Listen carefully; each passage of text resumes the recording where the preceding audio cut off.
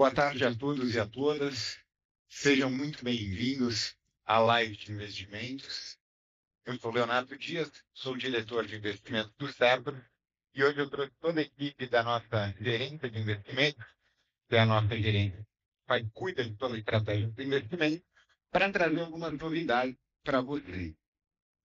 Bom, a primeira grande notícia, talvez a notícia mais importante desta live é que o Cerberus, em setembro, atingiu um patrimônio superior a 9 bilhões de reais, o que para nós é uma marca muito importante. Eu me recordo quando eu tomei posse aqui no Cerberus e comecei com o trabalho na diretoria de investimentos, onde nós tínhamos ali um número, né, em torno de entre 7 e 8 bilhões, chegamos a 9, e em uma conversa recentemente com a diretoria do CEPRO, do nosso patrocinador, ainda foi dito. Vamos alcançar os 9 e vamos seguir crescendo com esse patrimônio, justamente para trazer mais e mais o papel da Previdência Complementar na vida de cada um de vocês. Dito isso, já entrando na nossa agenda, o que é importante é que a gente vai repassar, hoje a gente vai ter uma live com vocês só para falar de investimento. A gente vai passar sobre cenário, vai falar da composição da carteira, vai trazer aqui os nossos números, que é muito importante. Da onde está vindo, a gente tem um gráfico que a gente criou recentemente, e a gente vai conseguir explicar qual estratégia está vindo, qual parte desse resultado tão importante. Os resultados de setembro, eles são bastante positivos, e aí a equipe toda vai apresentar isso para vocês, além, é claro, de todas as ações em andamento aqui dentro da nossa diretoria de investimentos. Estão comigo aqui hoje, eu tenho a honra de ter aqui ao meu lado nessa live 3 pessoas da equipe da diretoria de investimento, a gerente de investimento, que era a Juliana Donadia, que juntamente com a sua equipe, o senhor Paulo Sérgio De Luca e o senhor Vitor, estão conosco para fazer a apresentação para vocês. Sem mais delongas, eu passo a palavra a você, Juliana, que vai conduzir essa live você com a sua equipe. Ótimo evento para vocês. E, por favor, fique à vontade.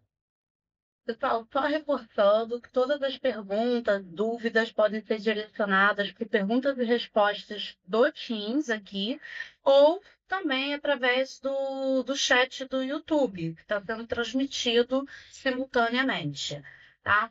Hoje, como o Leonardo falou, a live vai ser conduzida pelos analistas das áreas, né? Nós temos aqui o Dr. Vitor De Penteado, um profissional com 14 anos aí de experiência na área de investimentos, já atuou em grandes consultorias e também dentro do segmento, está junto aqui do Cercos, está junto com a gente, né, há aproximadamente 3 anos.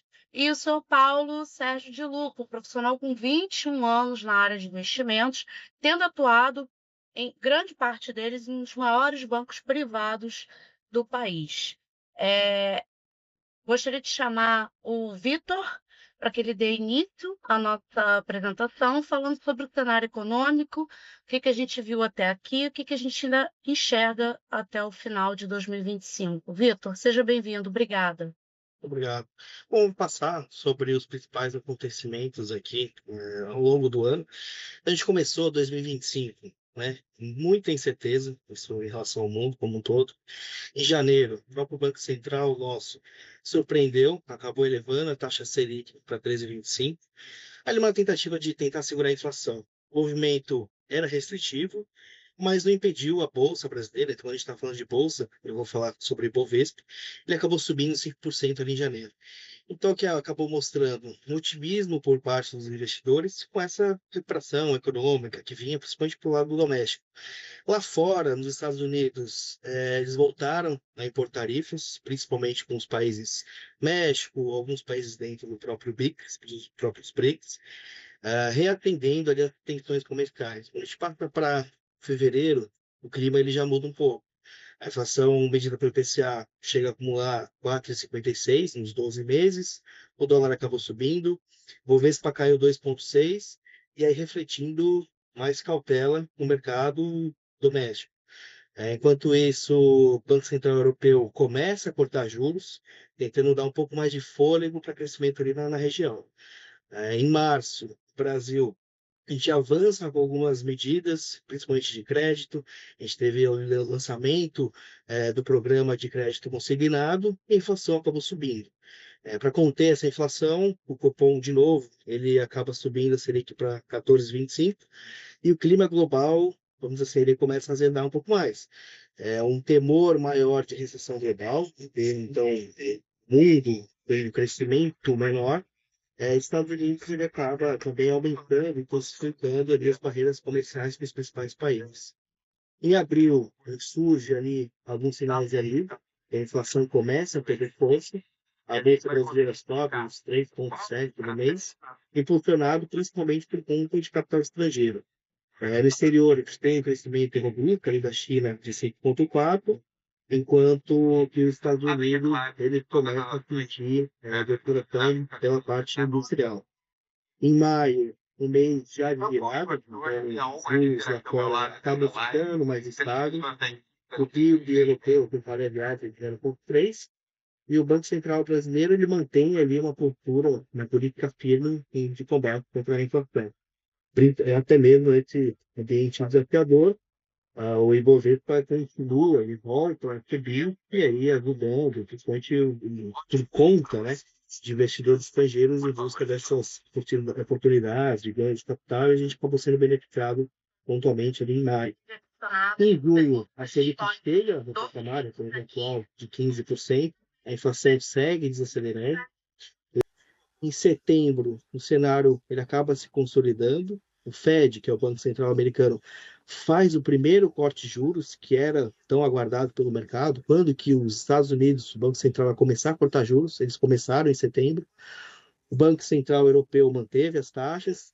E no Brasil, a gente permanece com a Selic em 15%. E com isso, né, nesse ambiente de corte de juros internacional, a gente com taxa de juros acima, frente até outros parceiros, começa a ter essa tração de capital doméstico. E o Ibovespa acabou alcançando a nova máxima histórica. Até mesmo a gente começa a ter efeito de inflação controlada, juros estáveis. Então, assim, em resumo, quando a gente vê o ano de 2025 como um todo, a gente passou por vários altos e baixos. O Banco Central ele manteve a postura firme, a gente vê que o mercado aparenta ter encontrado um ponto de equilíbrio, e a Bolsa Brasileira ficou alternando entre volatilidade e agora, mais recentemente, entre recordes históricos. E aí, quando a gente passa, então, em termos de perspectiva, o que a gente espera agora no final do ano? Então, principalmente para o Brasil, o cenário ainda é desafiador. A taxa de juros, né, a famosa Selic, ela deve continuar alta por mais tempo. Então, os primeiros cortes esperam ali para meados do ano que vem, talvez para início do ano que vem, primeiro trimestre do ano que vem. A inflação ainda preocupa, mas vem mostrando queda gradual. E aí tem uma expectativa de que a gente feche o ano em 4,9% de IPCA acumulado. O crescimento da economia deve ser modesto, então a gente vê ali algumas casas falando de crescimento de 2%, 2,3%, até 2,5%. E setores ali ligados a consumo e investimento acabam sentindo ainda esse peso dos juros elevados. Então, além disso, a gente tem a questão fiscal, que tem que ser mantida em radar, ou seja, quando a gente está falando de equilíbrio de contas públicas, exige um pouco mais de cautela, já que assim, gastos excessivos podem acabar colocando em risco essa perspectiva positiva para o país. Quando a gente passa para o cenário internacional, Estados Unidos, o movimento é oposto. Os juros já começaram a cair de uma forma gradual. A economia americana já começa a apresentar alguns sinais de perda de fôlego, um consumo um pouco mais fraco, o mercado de trabalho um pouco menos aquecido, que é isso que sustenta ali eles fazerem esses cortes de juros. Nesse cenário que a gente viu recentemente, o dólar segue enfraquecido no curto prazo, e acabou sendo positivo para países emergentes, em especial o Brasil. Na Europa, o quadro é um pouco mais estável, mas ainda com pouco ritmo de crescimento. Então, a inflação está controlada, o Banco Central Europeu estuda novos estímulos para tentar reaquecer a economia, e o continente também, eles passam ali a direcionar alguns esforços para essa transição energética, investimento sustentável, podem continuar sendo os grandes temas ali de longo prazo. A gente fala de forma de perspectiva. Mesmo assim, o crescimento da zona do euro continua sendo revisado para baixo, e aí mostra o principal desafio ali que eles têm na região. Quando a gente fala de China, o foco continua sendo tecnologia, inteligência artificial, inovação, especialmente em setores estratégicos como chips. O país vem fazendo diversificação das suas exportações, busca reduzir dependência de Estados Unidos e firmando novos acordos com outros mercados. Você vê ali o governo, ele segue fazendo alguns estímulos pontuais, tentando aquecer consumo, reativar o setor imobiliário, que vem enfrentando dificuldades. Então, assim, no geral, como um todo, esse final de 2025, a gente caminha com uma dose de cautela, mas também alguns sinais de que o pior ali acabou já passando. Então, esse sinal de adaptação. A inflação começa a ceder, o crescimento ainda é limitado, mas segue positivo, e as economias ali como um todo parece que tem encontrado ali um novo ponto de equilíbrio e até com expectativas mais realistas para 2026. Então, esse é o nosso panorama geral de economia, uma retrospectiva do que a gente passou, e aqui um pouco de perspectiva futura também. E agora eu passo a palavra para o Paulo, para seguir com a composição dos investimentos. Pessoal, boa tarde. Eu sou Paulo Lucas, sou analista de investimentos do Cercos. Vou comentar com vocês com relação à composição das carteiras e atribuição de desempenho. E vocês vão ver que está bastante linkado com bastante coisa que o Vitor comentou agora há pouco com relação ao cenário, né?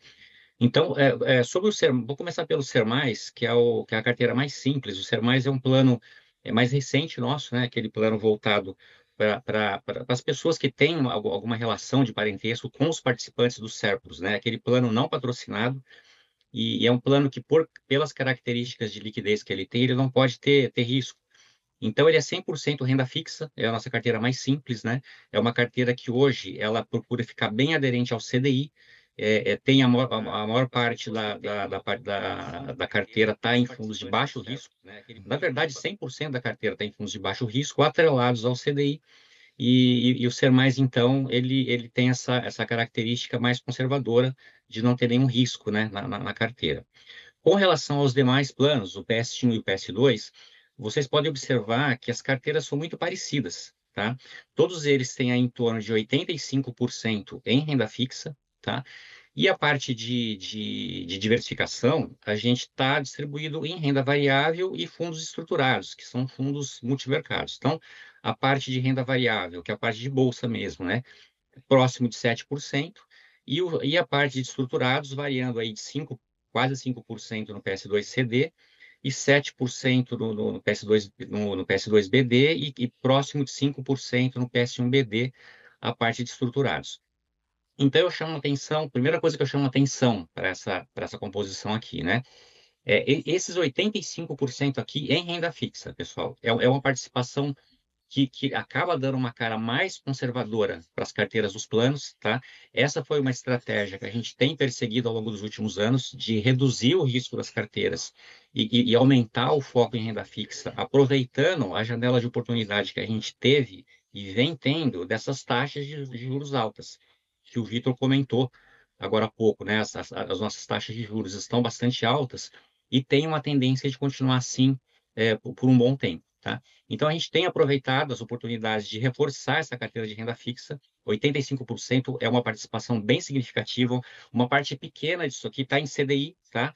O CDI hoje, né, que está rodando a 15% ao ano, já é uma taxa que bate a nossa meta atuarial, mas a de renda fixa, ela está em títulos públicos federais atrelados à inflação, portanto, aderentes à meta atuarial. Tá? Não só no cenário de curto prazo, a gente sabe que o CDI, a taxa de 15% não é uma taxa sustentável, né? Se comenta muito que cedo ou tarde essa taxa vai ter que acabar caindo. A maior parte das carteiras de renda fixa são títulos de longo prazo que estão contratados acima da nossa meta atuarial. Então, essa carteira de renda fixa, essa composição da carteira, ela dá para a gente um conforto bastante grande tá? É claro que a gente tem desculpa que passei sem querer aqui, pessoal. A gente tem a volatilidade de curto prazo é natural. No longo prazo, a gente tem uma segurança muito grande que a composição da carteira, principalmente no que diz respeito à renda fixa, dá para a gente um conforto de perseguir essa meta atuarial com bastante tranquilidade. Com relação ao desempenho da carteira, no mês de setembro e nos últimos, até setembro, até o fechamento no ano, até o fechamento do trimestre, né? Até o fechamento de setembro agora de 2025. A gente repetiu aqui embaixo, esses números aqui, 84,7, 7,0, são as participações que estavam no slide anterior. A gente colocou aqui para facilitar visualmente o quanto a participação no resultado, qual é a participação na carteira de cada segmento desse. Então, a renda fixa, né, que ela é responsável por quase 85% da carteira, ela teve até setembro de 2025, ela subiu 7,77%.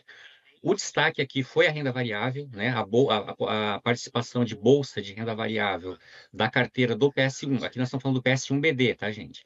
Então, o destaque vai ser para todos os planos, mas o destaque do PS1BD foi a bolsa, tá? Então, uma participação de 7% foi o destaque positivo, com quase 22% de alta. E o estruturado, tá, que também ficou aqui na casa de 8%, tá, com uma contribuição também bastante interessante. Os segmentos imobiliário e participantes são participações bastante pequenas, né? Imobiliário tem 2,5%, participantes tem 0,9%. Então, a maior parte desse resultado de 8,40 que o PS1 obteve, ele se deveu principalmente às participações de renda fixa e renda variável, tá? É uma participação que no acumulado do ano está bem acima da meta, né? 8,40 contra 7,50, tá? E se a gente olhar aqui no próximo slide, qual foi a atribuição para o que compõe esse 8,40, né? Então aqui eu tenho separado por segmento qual foi a contribuição de cada segmento desse para compor esse 8,40 que o PS1 rendeu até setembro. Então, renda fixa, né? Embora ela não tenha tido o mesmo destaque da renda variável, como a participação dela é muito maior, ela que teve a maior contribuição, tá? Para a composição do resultado até setembro. Renda variável vem depois, né? Com a contribuição de 1,29, e depois a parte aí de fundos multimercados, tá? Passando para o PS2BD, o PS2 ele já tem uma característica de ter um pouco mais de risco que o PS1, né? Então, mas na média, vocês vão observar que os resultados são muito parecidos. A gente tem a renda fixa com uma participação muito importante, rendendo acima da meta atuarial do plano até setembro. Mais uma vez aqui o destaque foi a renda variável, a participação de 7,7% foi a que mais rendeu, próximo a 22%. E os fundos multimercados estruturados aqui já não tiveram uma participação também bastante interessante, de 10,35%. A gente separou aqui os estruturados de participações, que aparecem aqui como FIP. Esses fundos, eles são fundos do estoque, tá, gente? A gente não investe mais nesse tipo de ativo, são fundos que vêm de há muito tempo atrás. E o que a gente faz hoje é um trabalho aqui de recuperação mesmo, mas, de qualquer maneira, são fundos que, pro PS2BD, eles acabaram foi a parcela que mais detraiu, né, o resultado. A participação é bastante pequena, 2,5%, mas acabou por ser a parcela que mais detraiu. De qualquer maneira, também a gente está no PS2BD com o resultado até setembro acima da meta atuarial, 7,83% contra 7,44%. Aqui também como que cada segmento contribuiu para esse resultado, né? Como que foi a composição desses 7,83 aqui até setembro. Renda fixa, pelo fato de ter a maior participação e ter também contribuído acima da meta, ela contribuiu com 7,52 pontos. Em segundo lugar, a renda variável com 1,39 e os multimercados com 0,48. E aqui está aquela detração dos FIPs que eu comentei, mas reforçando, né? São investimentos que vêm do estoque, um estoque de muito tempo que a gente hoje só procura administrar e num trabalho de recuperação mesmo. E aqui o PS2CD também é muito parecido com o PS2BD, da mesma maneira, né? A carteira de renda fixa rendendo acima da meta atuarial, a parcela de renda variável como destaque também com 22,43 no período até setembro, e os multimercados também com rendimento de 7,21, bastante próximo da meta. Da mesma maneira, os fundos de participação foram os principais detratores, tá? aqui como que cada segmento contribuiu, tá? Da mesma forma, renda fixa, maior participação, contribuiu com 7,70, e em segundo lugar, renda variável, e aqui no caso do PS2BD, a detração dos FIPs foi um pouco menor, de 0,70, tá? Antes de passar para o gráfico, pessoal, só fazer um comentário final com vocês com relação a essa atribuição de desempenho, olhando para frente. O que é importante a gente prestar atenção com relação a esse gráfico aqui? Todos os gráficos, né, desde o PS1BD, PS1, PS2BD, PS1BD e PS2CD, todos os planos, eles têm uma característica muito importante, que é a parcela de renda fixa, que é aquela que tem a maior participação nos planos, né, próximo de 85%. Invariavelmente, elas têm batido a meta atuarial no acumulado até setembro, tá? Como eu comentei no começo, né, que a gente tem essa carteira muito sólida e muito atrelada à meta atuarial com as NTNBs, que são aqueles títulos atrelados à inflação e, portanto, aderentes à nossa meta. Isso vai continuar daqui para frente, tá? Então, vai ser uma tendência. A gente, sempre que a gente falar nas próximas lives ou ao longo do ano de 2026, vai ser uma tendência muito forte a carteira de renda fixa tá batendo a meta. Vai ter volatilidade? Com certeza, tá? É natural. A gente tem um pouco de volatilidade, inclusive na carteira de renda fixa, mas a estrutura da carteira de renda fixa hoje, que permitiu até o final do terceiro trimestre de 2025 que a carteira de renda fixa ficasse consistentemente acima da meta, é uma tendência que se mantém daqui para frente. E aqui, para finalizar, comentando, a gente trouxe um gráfico aqui dos planos com vários indicadores dos últimos 10 anos, tá? Tem um gráfico parecido com esse lá no portal do Serpus dos últimos 5 anos. Então, aqui na live, a gente traz dos últimos 10 anos para dar um panorama de prazo mais longo ainda para os participantes. Então, qual que é aqui no caso do PS1BD, os indicadores são os mesmos para todos, né? Então, o primeiro ponto importante aqui, que é uma dúvida recorrente, se a gente olhar aqui para a linha da poupança, que é a linha verde, e a linha da própria inflação, né, que é a do INPC, o plano fica muito acima, tá? Mesmo com tudo de volatilidade, com tudo de mercado desafiador que a gente teve nos últimos 10 anos, passamos aí por crise econômica no começo lá dos anos, dos anos 2015, tivemos a pandemia lá em 2020, tivemos aí a partir de 2023 a piora do cenário fiscal. Apesar de tudo isso, a gente ainda tem um plano consistentemente muito acima, né, da poupança e da própria inflação. E o outro ponto importante que eu chamo a atenção é a linha vermelha aqui do Ibovespa, que ela, apesar de tudo, né, apesar de tudo isso que eu mencionei, apesar de todas as crises, o Ibovespa ainda teve um desempenho nos últimos 10 anos acima do próprio CDI, tá? Então, daí a importância, né, que a gente tem de manter na participação de todos os planos uma parcela importante de participação em bolsa, em renda variável, porque é o que faz diferença no longo prazo para a gente conseguir alguma coisa acima da própria meta atuarial que a gente persegue.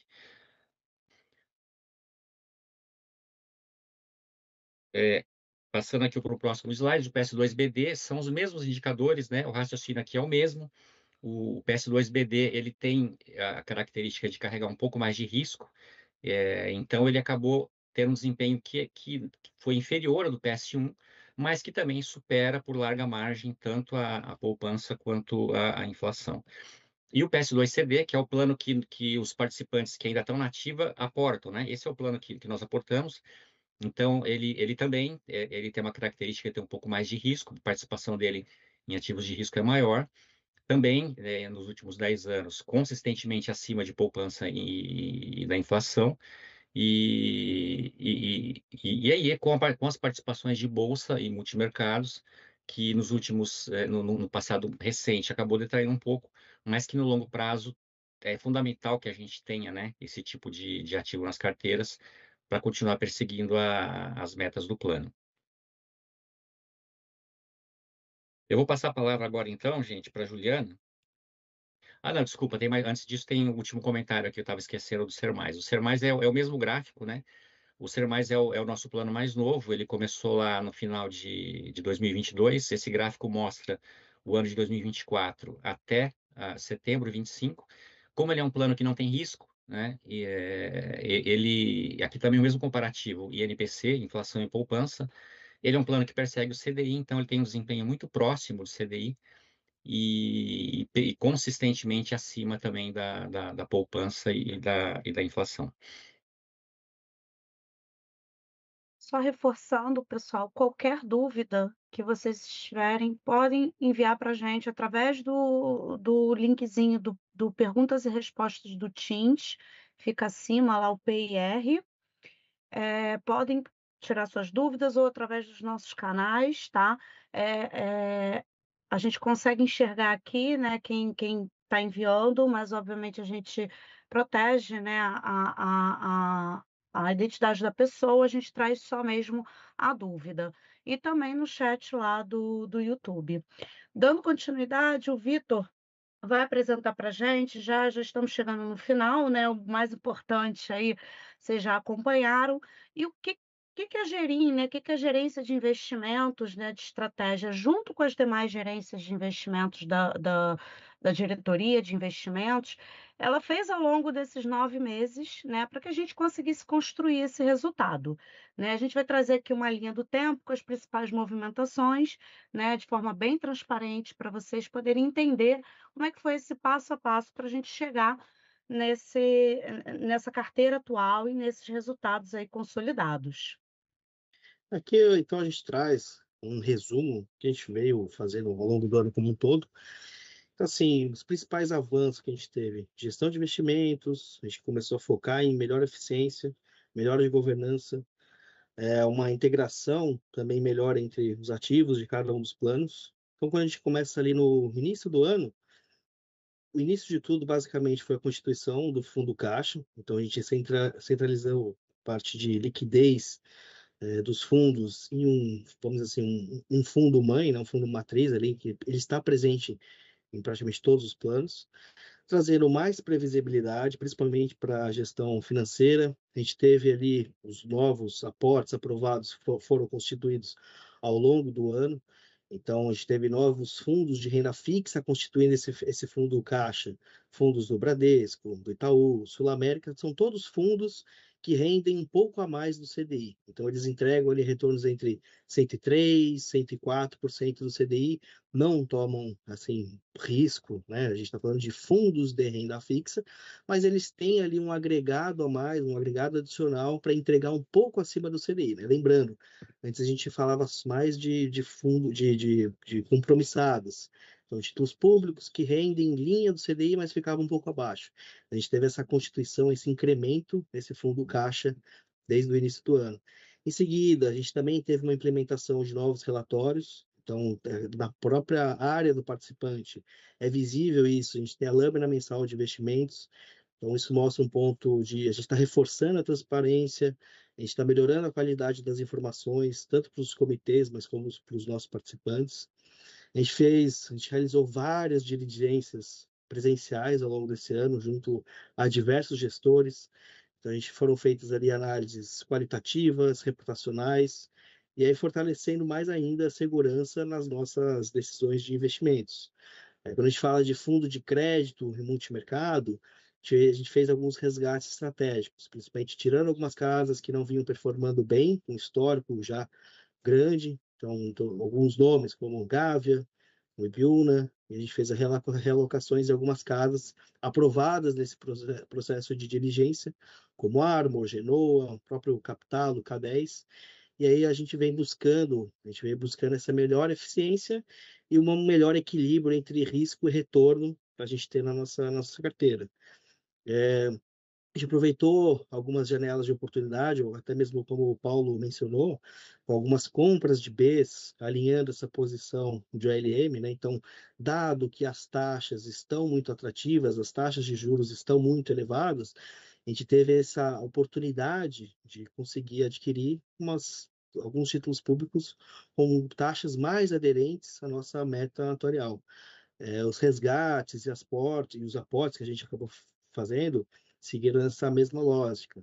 Então, a gente fez algumas mudanças na carteira de renda variável, algumas mudanças na carteira de multimercados, a gente reforçou as posições em renda fixa, e aí, quando a gente parte para o campo mais técnico, a gente teve ali a atualização de fronteira eficiente, os estudos de LM, né, que são aqueles estudos de a gente faz a gestão de ativos e passivos. Então, a gente garantindo ali uma melhor adequação de todos os planos, PS1, PS2BD, PS2CD, e, enfim, com base nos objetivos e os passivos de cada um desses planos.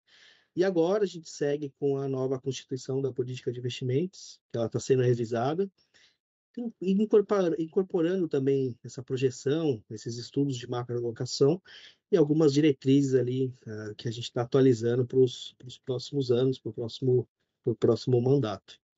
Então, esse é mais ou menos um resumo, né, de tudo que a gente veio fazendo de análise e também respondendo um pouco como que os planos acabaram performando bem melhor esse ano e conseguiram bater ali a meta atuarial. Enfim, passo a palavra para Juliana.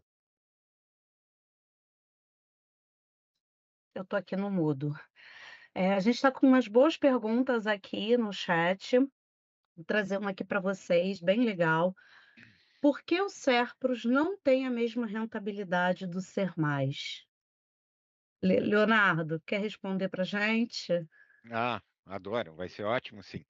Vamos lá, ótima pergunta, até porque o gráfico que o Paulo Sérgio mostrou, e são janelas de tempo diferente, aqui valem algumas considerações.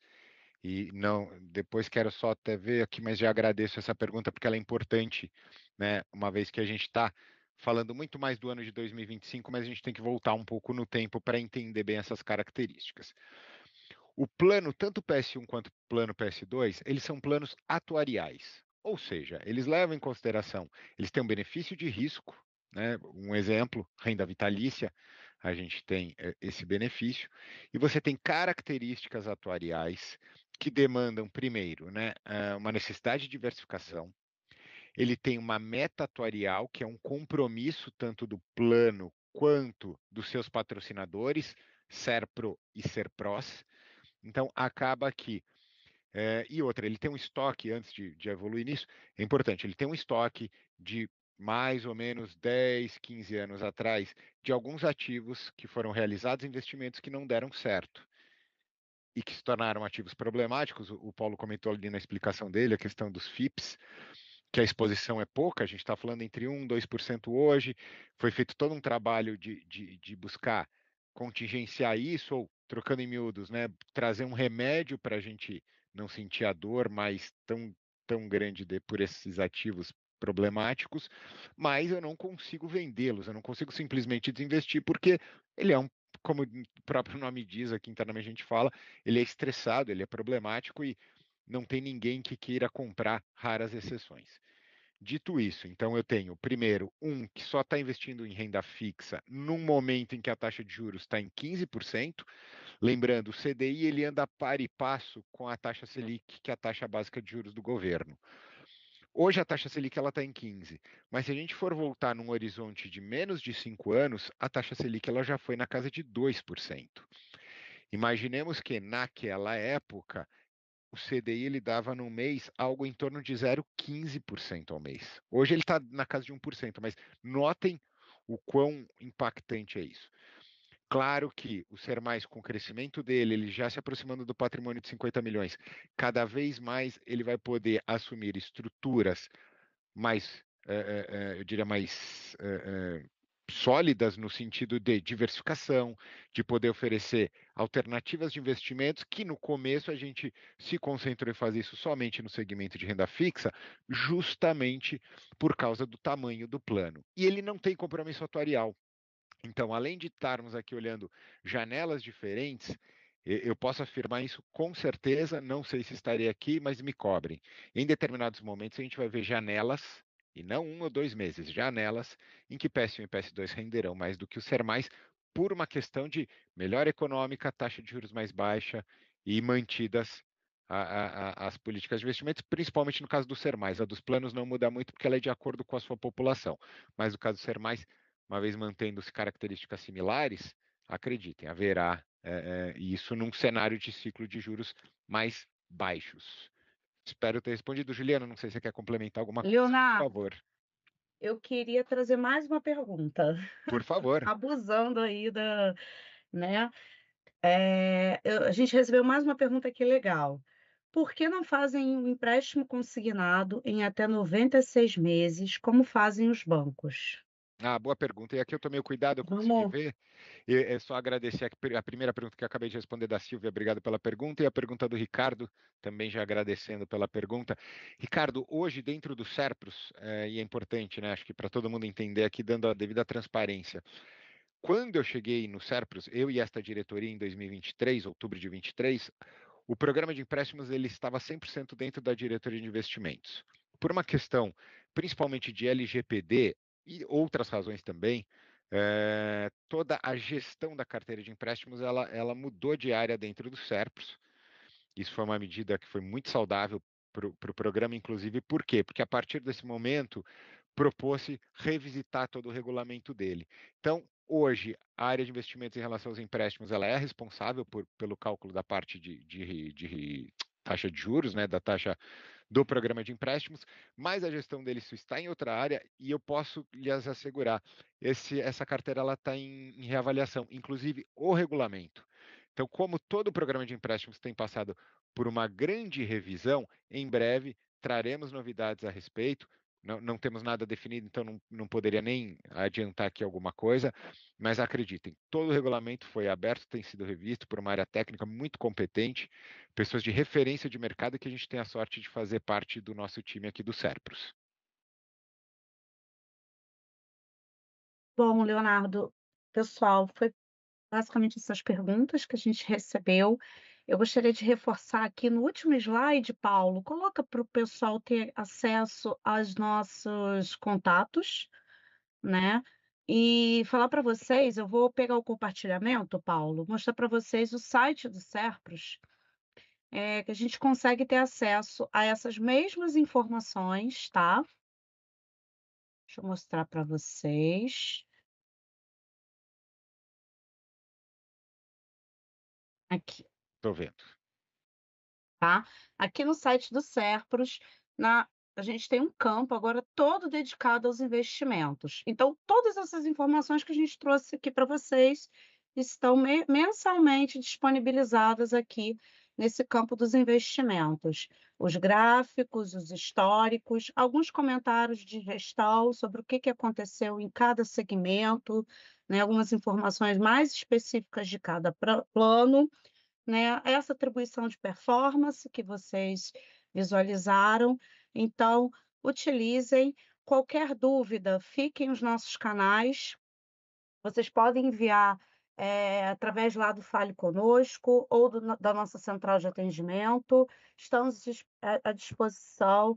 Reforço nosso compromisso, né, de consistência e crescimento do nosso patrimônio. Chegamos a uma marca muito importante. Espero que vocês tenham aproveitado, que as principais dúvidas tenham sido sanadas e que venham mais dúvidas. Para a gente é muito importante ouvir vocês. A próxima live, né, no próximo trimestre, já vai ser com fechamento e encerramento do ano, né? A gente vai esperamos trazer notícias mais positivas do que a de hoje ainda. E em respeito à última live que nós fizemos um mini a gente pediu a participação de vocês para votar, né, em quais seriam os tópicos, os itens que vocês gostariam mais de ver aqui. E o item que foi mais votado foi diversificação de investimentos. Então, nós vamos aproveitar que a gente está elaborando, atualizando a nossa política, para trazer esse combo para vocês entenderem como que a gente diversifica dentro dos segmentos, o que representa cada segmento, como que a gente chega a esse tamanho de exposição, né, dos nossos planos e as suas particularidades. Léo, fica com a palavra. Muito obrigada a todos. Estamos sempre à disposição. Obrigado, Juliana. Quero agradecer mais uma vez a todos que participaram, aos que enviaram perguntas, aos que votaram na última enquete da nossa última live. Isso nos ajuda a trazer a informação necessária, a informação que vai atender de fato a dúvida de cada um de vocês. O nosso papel aqui, E a gestão, desde de outubro de 23, sempre assumiu muito um compromisso com a palavra transparência. É assim que buscamos e faremos todos os dias, com transparência, trazendo aqui todas as ações que têm sido realizadas. Importante que os participantes saibam tudo isso que vem acontecendo. Há reportes recorrentes, tanto com os órgãos de governança da entidade, quanto da patrocinadora. O patrocinador ele é muito próximo nesse sentido, ele nos dá muito espaço para que possamos não só dividir o que está acontecendo, mas eles acompanham isso muito de perto, que eu acho extremamente saudável, tanto para o plano quanto para nós, participantes. E, claro, como reforçando aqui o convite da Juliana, na próxima live, não deixe de participar. A gente vai trazer o resultado do fechamento de 2023. Obviamente, a nossa expectativa e o nosso trabalho todo até o último dia desse ano é para que tragamos para vocês um resultado bastante sólido, importante para todos os planos. E o que eu disse, né, até comentei no início da live, que quando eu tive com a diretoria do Serpro, estive com eles numa reunião, a gente falou, né, da marca dos 9 bilhões, e aí um diretor da patrocinadora falando assim para mim, vamos arrumar os 10 bilhões, e eu concordo com ele. Com muito trabalho, com tempo, e executando de forma estratégica as ações dentro da nossa carteira, uma vez agora superado e celebrado esse patrimônio de 9 bilhões, a gente vai trabalhar fortemente rumo aos 10 bilhões. Não sei quando virá, espero que não demore, trabalharemos muito para isso. A todos, mais uma vez, muito obrigado. Obrigado por estarem conosco. Caso tenham dúvidas futuras, não deixem de nos encaminhar. E as respostas que não foram dadas aqui, chegaram algumas perguntas depois, Leonardo, só para tranquilizá-los. A gente responde individualmente a todos os participantes depois, tá? Principalmente todos que a gente não conseguiu alcançar aqui durante a live. Perfeito. Tudo será respondido e aí, mais uma vez, só reforçando, os canais estão abertos a qualquer momento, qualquer dúvida, traga para nós.